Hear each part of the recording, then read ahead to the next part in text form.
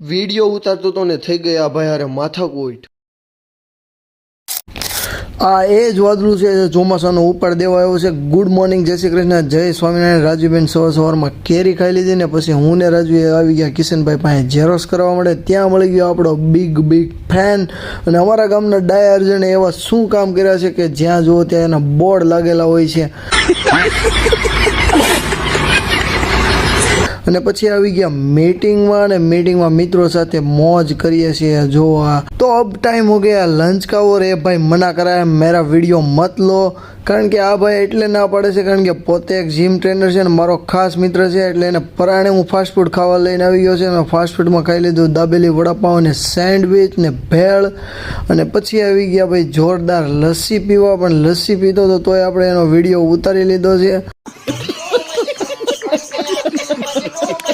પછી આ કયા ગામનો ગેટ છે તે કોમેન્ટ કરી દેજો. અને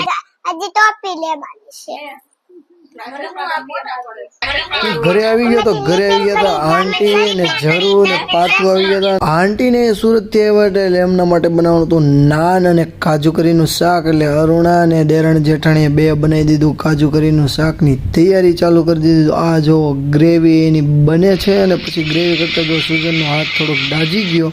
અને પછી જો આવી રીતના નાન બનાવે છે જે તમે હોટલમાં પણ ન ખાતા એવા સરસ મજાના અમારી ઘરે નાન બનાવ્યા હતા. તમને જો આવા નાન બનાવતા આવડતા હોય તો કોમેન્ટ કરી દેજો. તો ભાઈ જોરદાર કાજુ કરી અને નાન બનાવતા હોટલ જેવા એકદમ. એટલે જો અમે ફૂલ ફેમિલી અહીંયા ખાવા માંડ્યા છીએ. પછી રાત્રે જો ગોલા ખાવા આવી ગયા. અને ભાઈ બધાય અલગ અલગ ફ્લેવરનો ગોલો. હવે થઈ ગયો મૂવીનો ટાઈમ ને ભાઈ થોડીક વારમાં મારે તમને કેટલું જણાવવું એટલે ફૂલ વિડીયોની અમારી યુટ્યુબની લિંક ઇન્સ્ટાની બાયોમાં આપેલી છે.